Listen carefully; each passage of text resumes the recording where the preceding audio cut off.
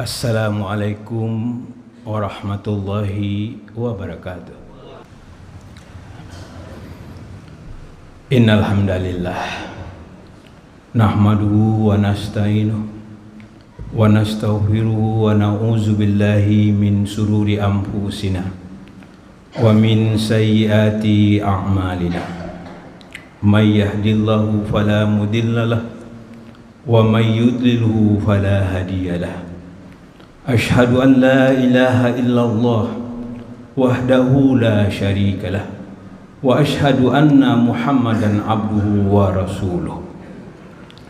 Ya ayyuhallazina amanu taqullaha haqqa tuqatih wa la tamutunna illa wa antum muslimun. Ya ayyuhan nasu taqu rabbakumul ladzi khalaqakum min nafsin wahidah wa khalaqa minha zawjaha wa batha minhuma rijalan katsiran wa nisaa. Wattaqullaha allazi tas'aluna bihi wal arham innallaha kana 'alaikum raqiba. Ya ayyuhallazina amanu taqullaha wa qulu qawlan sadida yuslih lakum a'malakum wa yaghfir lakum dzunubakum. Wa may yuti'illaha wa rasulahu faqad faza fawzan 'azima. Amma ba'du, ya ayyuhal hadirun ittaqullaha haqqa tuqatih wa la tamutunna illa wa antum muslimun. Faqala Allah Ta'ala fil Qur'anil Karim, a'udzu billahi minasy syaithanir rajim. Ya bani Israil, izkuru ni'mati allati an'amtu 'alaikum wa anni faddaltukum 'alal 'alamin. Sadaqallah. Hadirin sidang Jumat rahimakumullah. Kita bersyukur kepada Allah, kita memujinya, kita mohon ampun kepadanya atas dosa dan kesalahan kita. Kita bersyukur atas nikmat kesehatan yang Allah berikan kepada kita di saat saudara kita diuji dengan sakit sehingga tidak bisa hadir bersama-sama kita di masjid yang mulia ini. Kita mohon ampun kepada Allah atas dosa dan kesalahan kita. Karena manusia yang paling rugi di akhirat adalah ketika dosanya tidak diampuni oleh Allah dan amalnya tidak diterima. Sidang jemaah rahimakumullah. Ayat yang kami bacakan tadi adalah surat Al-Baqarah, surat kedua ayat 47. Yang bercerita tentang Bani Israel, di mana Allah mengatakan, ya Bani Israel, wahai Bani Israel, izkuru ni'mati allati an'amtu 'alaikum, ingatlah akan nikmat Allah yang telah anugerahkan kepadamu, wa anni faddaltukum 'alal 'alamin, dan telah melebihkan kamu atas umat-umat yang lain. Hadirin yang berbahagia, di penghujung 2024 masih kita dengarkan bagaimana orang-orang Israel belum menghentikan bomnya menghujani rakyat Palestina yang tidak berdaya. Mereka tidak berani menghadapi pejuang-pejuang mujahidin dari Palestina.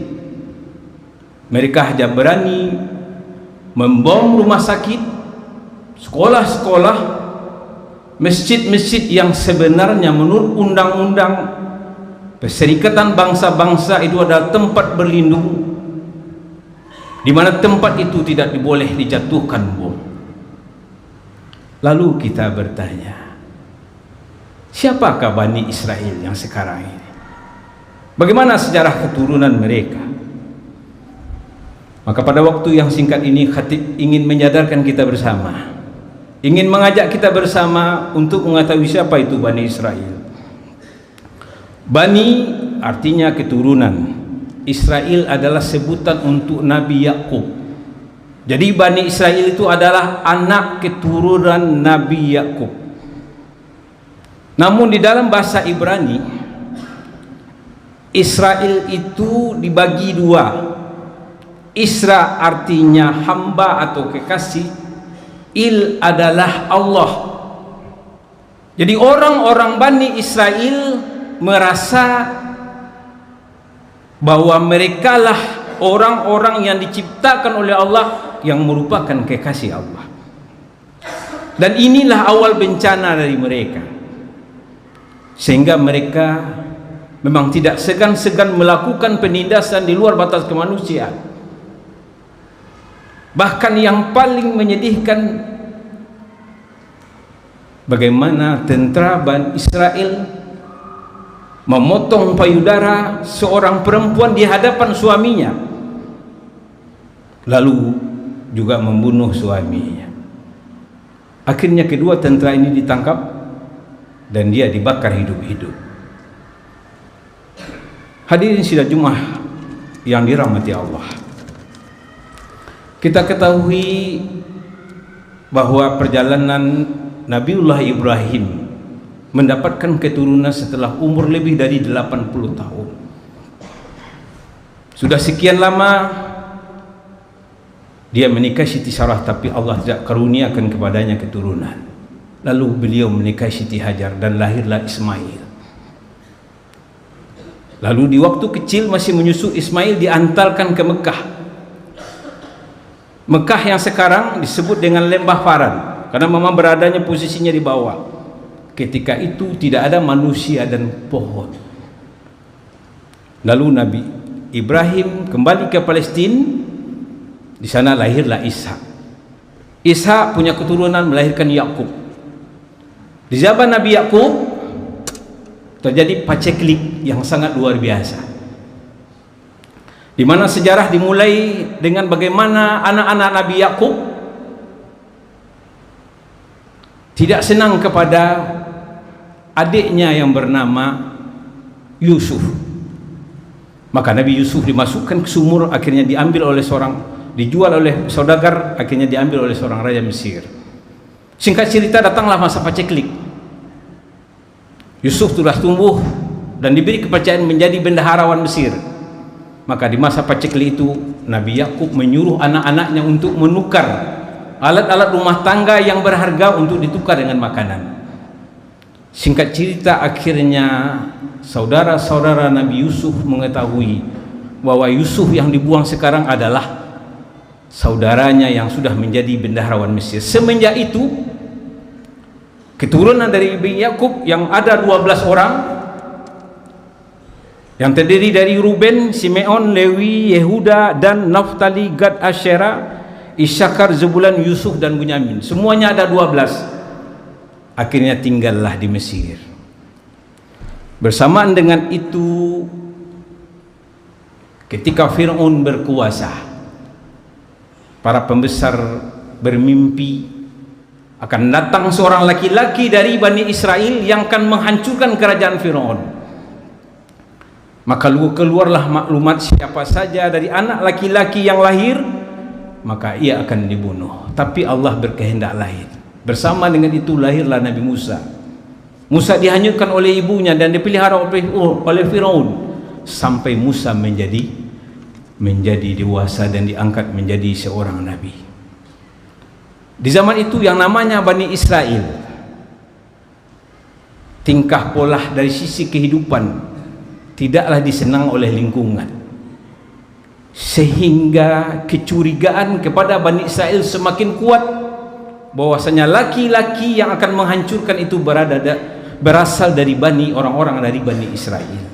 Itulah sebabnya Fir'aun selalu senantiasa menindas daripada orang-orang keturunan Bani Israel.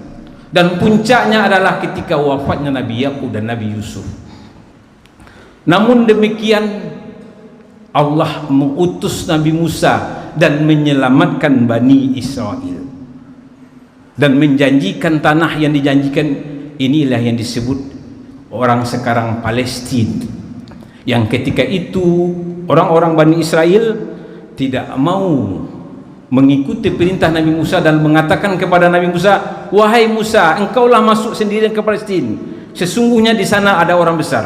Biarlah engkau berjuang bersama Tuhanmu, kami menunggu saja." Ini watak-watak daripada Bani Israel. Apa kata Allah di dalam surat 2 ayat 50? Wa is faraqna bikumul bahra fa anjaynakum wa aqraqna ala fir'aun wa antum tanzurun. Dan ingatlah ketika kami membelah laut untukmu sehingga kami dapat selamatkan kamu, dan kami tenggelamkan Fir'aun beserta pengikutnya sementara kamu menyaksikan. Begitu Allah menunjukkan kebesarannya kepada kaum Bani Israel, bagaimana Allah menyelamatkannya dari penindasan Fir'aun. Tapi apa jadinya? Mereka tetap saja tidak beriman kepada Musa. Bahkan mereka membuat patung sapi dari emas yang dikumpulkan. Hadirin sidang Jumat rahimakumullah. Kalau kita bercerita tentang Bani Israel, di dalam Al-Quran Allah mengkisahkan 42 kali ayat yang menyebutkan tentang Bani Israel, dan 3 kali ayat yang bercerita tentang Bani Israel. Apa tujuannya? Karena Al-Quranlah kitab yang paling banyak mengkisahkan tentang perilaku Bani Israel. Apa tujuannya hadirin yang dirahmati Allah? Yang pertama, agar kita tahu sejarah bagaimana sepak terjang dan kedurhakaan Bani Israel. Kita tidak hanya kaget sekarang. Kalau kita buka lembaran Al-Quran ini, akan kita temukan ayat-ayat bercerita tentang kedurhakaan Bani Israel. Yang kedua, agar kita sebagai Muslim tidak berperilaku sebagaimana layaknya orang Bani Israel. Baju kita boleh baju koko, KTP kita boleh KTP Islam, tapi watak dan perilaku kita layaknya seperti seorang Bani Israel. Lalu apa ciri yang menandakan kita tanpa kita sadari kita mewarisi watak-watak Bani Israel? Allah mengkisahkan di dalam ayat 2 ayat 96 surat Al-Baqarah.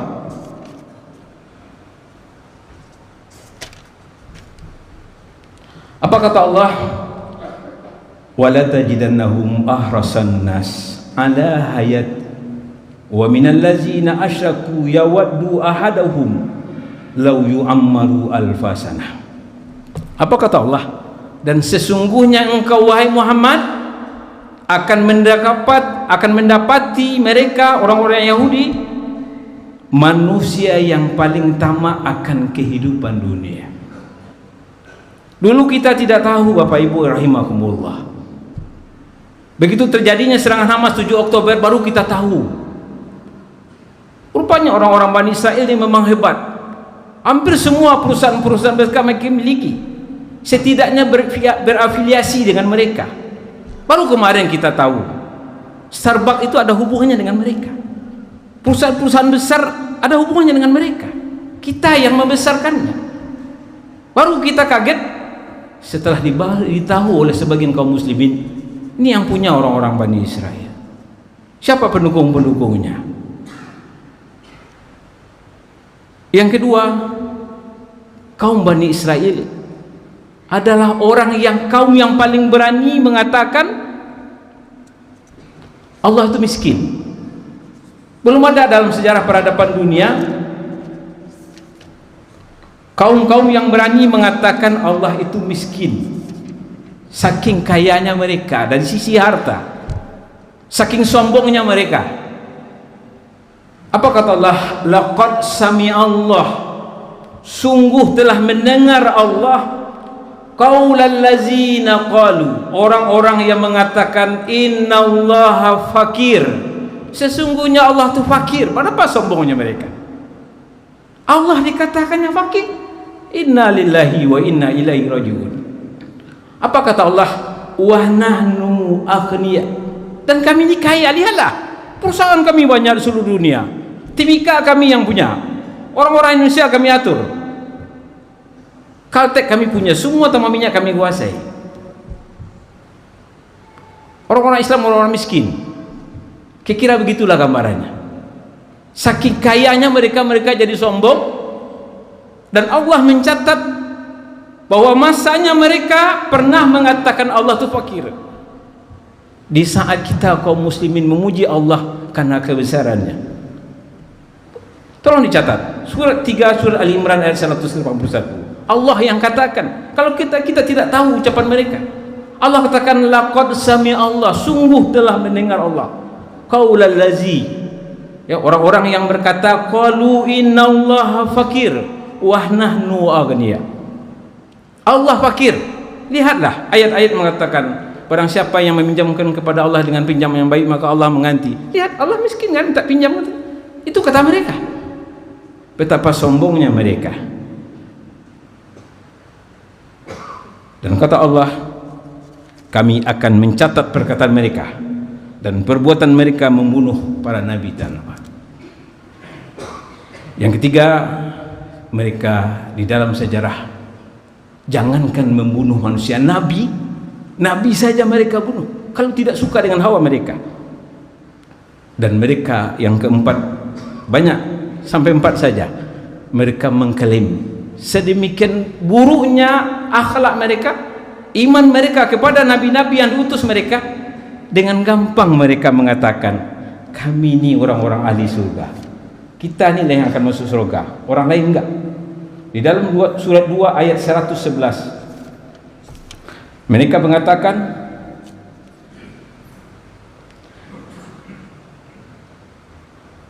wa qalu la yadkhulal jannah, tidaklah akan masuk surga.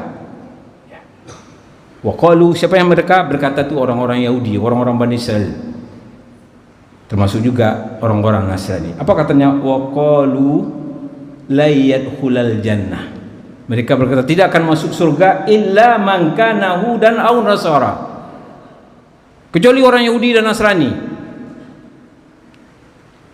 Tilka amaniyuhum, kata Allah, katakanlah, tunjukkanlah bukti kebenaran. Qul hatu burhanakum in kuntum shadiqin, itu hanya angan mereka, kata Allah.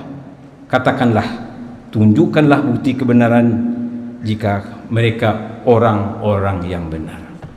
Hadirin sidang Jumat rahimakumullah, sedikit informasi tentang bagaimana sesungguhnya Bani Israel. Tentu khutbah yang singkat ini tidak akan mencukupi informasi tentang Bani Israel, maka kewajiban kita hendaklah senantiasa menjadikan kitab ini sebagai informasi yang akan kita jadikan pegangan dalam kehidupan. Terakhir izinkanlah saya sampaikan, menyatakan bahwasanya seorang imam mengatakan tidaklah beriman seseorang kepada Al-Quran kecuali dia melakukan 3 perkara. Kita yang hadir tidaklah beriman kepada Al-Quran kecuali melakukan 3 perkara. Yang pertama, orang tidak beriman, dikatakan tidak beriman kepada Al-Quran kalau seumur hidupnya tidak pernah membaca Al-Quran. Yang kedua, tidaklah sempurna imannya di dalam membaca Al-Quran kalau dia tidak mentadaburinya. Dia membaca tapi dia tidak pahami maknanya.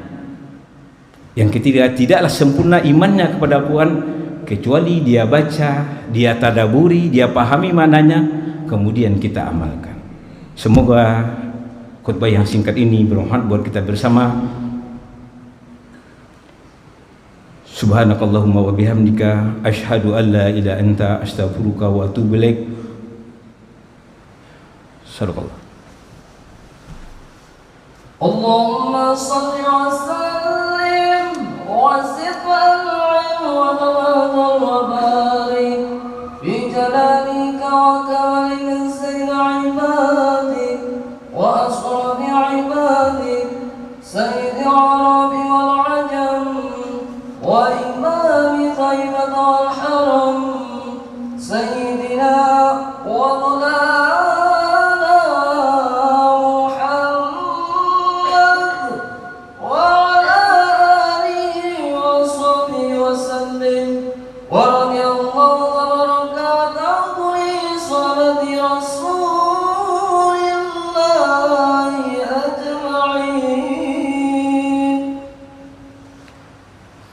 Alhamdulillah, Alhamdulillahillazi hadana lihaza wa ma kunna linahtadiya laula an hadana Allah.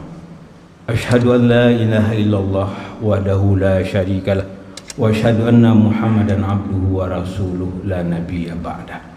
Faqala Allah ta'ala fil Qur'anil Karim, a'udzu billahi minasyaitonir rajim. Bismillahirrahmanirrahim. Wal 'asr innal insana lafi khusr illa allazina amanu wa 'amilus solihati wa tawasaw bil haqq wa tawasaw bis sabr. Innallaha wa malaikatahu yusalluna 'alan nabi ya ayyuhallazina amanu sallu 'alaihi wa sallimu taslima. Allahumma salli 'ala Muhammad wa 'ala ali Muhammad kama sallaita 'ala Ibrahim wa 'ala ali Ibrahim wa barik 'ala Muhammad wa 'ala ali Muhammad kama barakta 'ala Ibrahim wa 'ala ali Ibrahim innaka Hamidum Majid. Allahumma fil mu'minina wal mu'minat wal muslimina wal muslimat al ahya'i minhumul amwat innaka sami'un qaribun mujibud da'wat ya qadiyal hajat. Allahumma aftah lana abwabal khair abwabar rahmah abwabar barakah. Allahumma inna nas'aluka ridhaka wal jannah wa na'udzubika min sakhatika wan nar. Allahumma inna nas'aluka al-huda wat tuqa wal afafa wal ghina. Ya Rabbana lakal hamdu kama yanbaghi li jalali wajhikal karimi wa azim sultani. Rabbana taqabbal minna innaka antas samiul alim wa tub alaina innaka antat tawwabur rahim. Rabbana atina fid dunya hasanah wa fil akhirati hasanah wa qina azabannar. Subhana rabbika rabbil izzati amma yasifun wassalamun alal mursalin walhamdulillahi rabbil alamin. Ibadallah, innallaha ya'muru bil adli wal ihsan wa ita'izil qurba wa yanha 'anil fahsya'i wal munkari wal baghi ya'izukum la'allakum tadhakkarun wa la zikrullahi akbar. Aqimis salat.